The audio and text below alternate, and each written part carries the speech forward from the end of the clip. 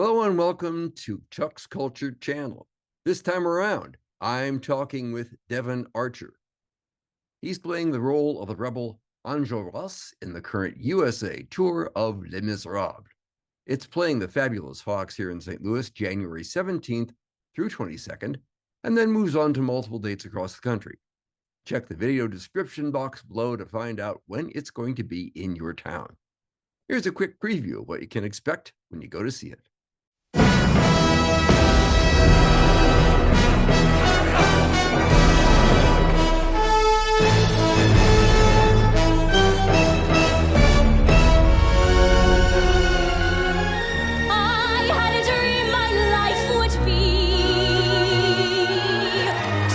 Different from this hell I'm living, so different now from what it seemed. Do you hear the people sing? Do you hear the distant drums? It is the future that they bring and tomorrow comes.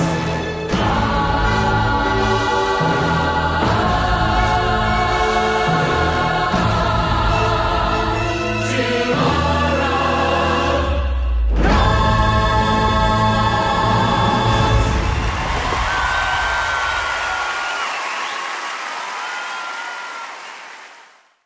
Okay, well, that'll give you some idea of what you can expect from the Miz at the Fox when you go to see it. And here with me on the Zoom call is Devin Archer, who plays Enjolras in the production, which is touring the USA right now, and will be touring maybe even in your city, wherever you are when you see this. Devin, welcome to Chuck's Culture Channel. Well, thank you, Chuck. It's good to be here. Yeah. Thank you very much for doing this. And I guess we should start out by saying that you have a local connection with us here in the St. Louis area. Yeah. So I grew up in Edwardsville, Illinois, which is not too far east of there. Yeah, right across the river. Yeah. Just right over there, right across that Eads Bridge, which, funny enough, our conductor, his name is Brian Eads. I think the Eads Bridge is named after like his great-great-grandfather or something like that. Really? Just remember that. Yeah. Okay. But yeah, just right over the Mississippi. Grew up there, went to Edwardsville High School. Very first musical I ever saw was at the Fox Theater. Many years ago. It was Phantom of the Opera. Oh yeah. Yeah. And I remember going in like a Goodwill suit that my mom and I like went and picked out, and it was ill-fitting, and I loved every second of it. I saw that production. Yes. Gorgeous that was production. the very first tour, as I recall. Yeah. And I've been on the road with a few other musicals, including Mamma Mia, Bright Star, and Miss Saigon, and I've never gone through the Fox Theater. So this will be my first time ever getting to play it, and I'm just it's 2 weeks away today. I can't wait to get there. Yeah, looking at my calendar here, January 17th through 22, and then on to many other cities in the USA. I mean, how far in advance is the tour booked right now? I have a schedule in my hands that has it booked through October of this year, but I'm pretty sure it's booked 3 years. Don't quote me on that. I'll say 2. As far as you know. I don't want to get myself in trouble. Well, and again, it really doesn't matter, because if folks look at the video description field that goes with this YouTube video, they'll see a link to the tour website, and they can find out where it is as they're watching this. Oh yeah, 100%. We got that covered. Yeah. So let's talk a little bit about your role, because the role is Enjolras. Enjolras. I keep wanting to put the accent on the wrong syllable. Who he's one of the rebels, right? Yes. Yeah. So in the musical, he is the clear leader of the student revolution. And he's just in the book as well, but he's got like some more firmed up lieutenants in the book, which are called out by name in the musical. But they just you get a little bit less time with them, because musical's 3 hours long. The book is, 1,000, 1,300 pages or something like that. It's really good. by the way. I recommend reading it. But you know, in the book, he's described as this extraordinarily passionate, like business like, eyes on the prize person who has no interest literally in anything else um except for overthrowing the monarch, the French monarch at the time. Hmm. And he just, you know, in studying the book, and then getting into rehearsals with our directors, James Powell and Lawrence Connor, um, I had to do a lot of there was a lot of undoing, um, Oh. from the ideas that I had of him in the book, because he just like never smiled, Hmm. like wasn't interested in truly anything. Would he talks and talks and talks and talks, and then drifts off and like stares into the distance, and anybody who's listening to him is like, what else, man? Where are you right now? And obviously that doesn't work for a musical. No, a little too So single-minded. Yes. absolutely, yes. There's a passage in it that like a woman's blood would run cold, if they dared try to steal his glance or something like that. It was like Mm. he's kind of like that, which is interesting, and it gave me, you know, a really nice structure in terms of characterization. But I got into the rehearsal process with our directors, and they were like, "It is business, Devin, but you know, you gotta smile." You know, we need somebody to cheer for here. You know, let's make him believably interested in, as interesting as a rebel, but also somebody that's kind and generous, and we feel for. Yeah. See, and that's interesting because often when something from a play or a novel is turned into a musical or even just a non-musical theater piece, characters can be simplified and made less three-dimensional. But it sounds like the exact opposite has happened with this character. He seems more rounded now in the musical than he was in the book. You're absolutely right. You're absolutely right. And we have the benefit of 30 plus years of Les Mis being around to Mhm. really round out those edges. To really round out those edges. So, you know, I think the last time Les Mis was in St. Louis was in 2018, December I 2018. believe that's right. Yes.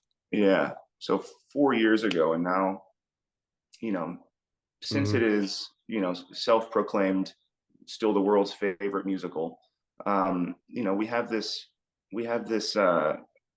opportunity to really get into, or you know, get back into all of these cities and states across North America Mhm. that haven't had something like this in so long. And it's this brand new, brilliant, definitive production, um, that a whole new generation of kids get to see, a whole new generation of aspiring theater students and musical theater students and singers get to see. And it's just this brilliant, uplifting story about redemption and the survival of the human spirit, which is, after the years long pandemic that we all suffered collectively, I think will mean more to so many people than it ever has. Those who are seeing it for the first time, and those who are returning for the third or fourth or fifth. Mhm. Yeah. Well, one of the things I've always liked about it is that it's also, in addition to all of that, everything you said, it's also a story about social justice and Mhm. about the poisonous effects of economic inequality. Mhm. And I just think that seems so relevant now to me, even more so than when the show was first written. And it's really good to see that it is still popular. Yeah. Well, you're 100%, 100% right. And that's one, I think that is one of the things that makes this piece absolutely timeless, because they're, you know, human beings. I feel like we go in cycles, and we struggle to Mhm. learn from our mistakes, and um but we, like, slowly and generationally, we do. There's a song in the musical called Turning, which I feel like is often forgotten, but it's lyrics in it are, nothing changes, nothing ever can, turning, turning, turning through the years. Um, Yes. Yes, I remember which that. is, it's, I mean, it's kind of bleak, but it's not true. It feels that way because we're constantly suffering and returning to things that we should have learned from, but it takes a lot of time. Mhm. And that is what I think, you know, is this human, the survival of the human spirit. That is how that rings so true in this musical, and why it is so powerful anytime anybody sees it, no matter the socio-political climate. Yes, yes. Yeah. Another thing that's always struck me about the musical, and if you think this is totally crazy, you can say so, but there is, it seems to me, a religious message underneath it as well that posits two different concepts of Christianity. Javert, who is strictly Old Testament punishment, this is the way it is, and Jean Valjean, who represents exactly the opposite. He's the redeemed sinner. He represents mercy and compassion. And Yes. I don't see a lot of people emphasizing this, but it seems to me it's a core theme of the show. Chuck, it's not that is blowing my mind. I love it. I love it. I think, yes, if you know, the show's got so much for everyone, whether it is sacred or secular, and there is certainly this very heavy undercurrent of Catholicism, Mhm. um, you know, in the belly of the show. It's not, I would say, necessarily about Christianity, but there are certainly very beautiful Christian themes in it. And that one right there, that representation of the Old Testament, fire and brimstone, Mhm. and the New Testament with Valjean. I mean, he even is there's even a moment where he is absolutely saved and seen by somebody for the first time, and then he goes and pays that forward for the rest of his life. You know, no Mhm. matter what, just goes forth and does everything that he can to take care of people and to show the people in his life the love and the kindness that he didn't know before he had received it. Mhm. Yes. Yeah. Yeah, it's beautiful. I say this, I'm not a believer myself, but I look on this, and to me that seems to be an obvious theme. So Yeah, it's tremendously interesting. Thank you for thank you for giving me okay. that little nugget. Well, the bottom line, it's a very narratively rich show, isn't it?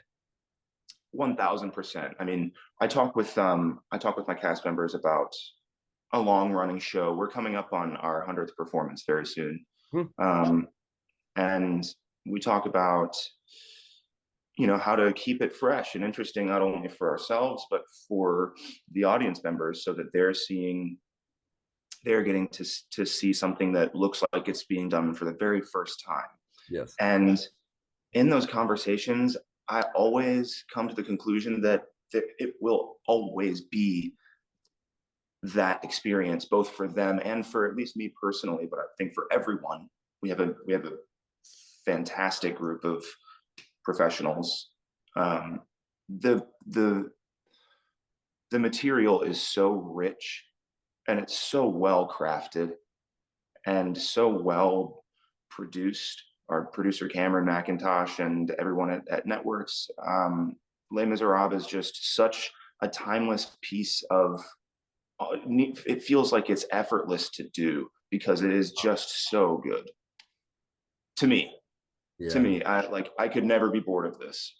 I've been listening to it since I was 12, in love with doing this role on Enjolras exactly since the moment I heard it, and here I am. I get to do it, and it will never not be something that is terribly exciting to me.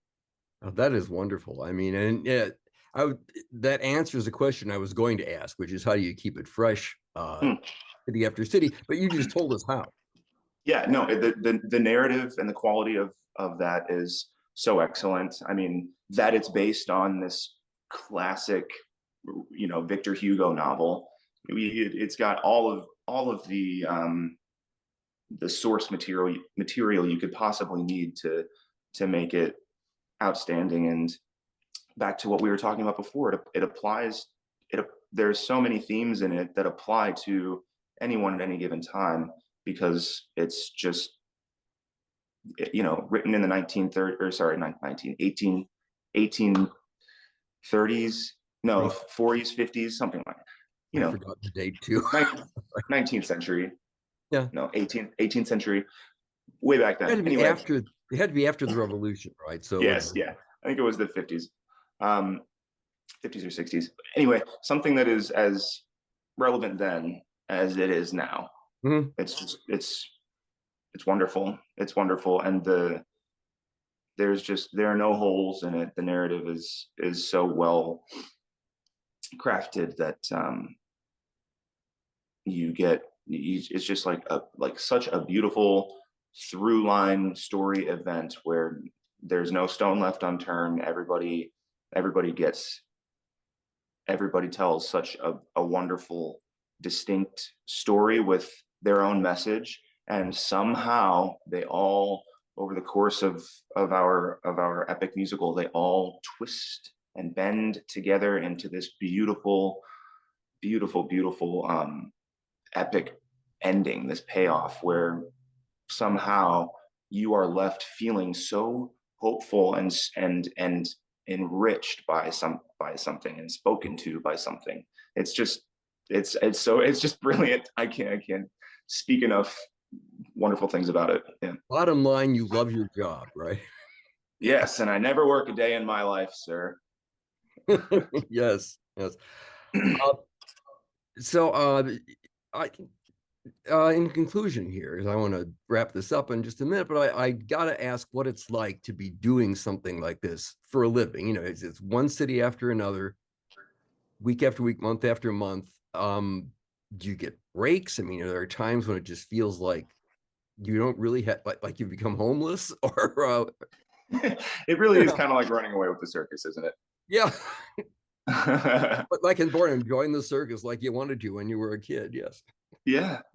Um, I love it. I you know, obviously there are, positive and negative takeaways from being on tour. But we are in a position where our musical is so popular. Les Mis is so popular that we aren't always just staying in one city for a week at a time. We're currently finishing up a 3-week trip to Detroit. Hmm. We'll spend months plus in some cities. So um, that is wonderful. It's an opportunity to really get to know and connect with a city and its crowds in a way that you probably would never get to do. Um, Yeah. there are wonderful museums and just great cultural opportunities everywhere we go. Um, and I like bouncing around and I like collecting air miles Mhm. and when you get to be older, like your people start to spread out. Not everybody is in St. Louis anymore, and Mhm. so I Yes. have this fabulous blessing of going to see dear friends of mine I've already seen in Philadelphia and Minneapolis. I'm going to see plenty in San Francisco and Los Angeles, and of course St. Louis. Mhm. Um, I'm seeing a friend in North Carolina. It's a wonderful way to not only get to know on a very intimate level your country and its people, but also to see old friends Yeah. and yeah, it's refreshing. And of course, the other edge of the sword is you miss. I have 2 dogs and a woman who I adore that they're not with me now, and I miss them over the holidays. Um, but I will see them soon. It's a wonderful way to go and do my art for so many different people and spread that kind of joy and our own culture, which is the theater, to a massive amount of people all over the place. That's great. Devin Archer, you are a very articulate spokesman for Les Miserables I and for the appreciate that. theatrical profession, if I may say so. So, Uh, well, I had a lot of help, Chuck. Thank you. okay. So thank you so much for taking a little time to talk to me. And everybody out there, thank you for tuning in to Chuck's Culture Channel. Please spread us all over the socials. Let everybody know about this. And for more information on Les Misérables, the current tour, where it's going to be and when, please take a look at the video description field below. Thanks again to Devin Archer, who is playing Enjolras in the show. And we will see you all next time. Bye-bye.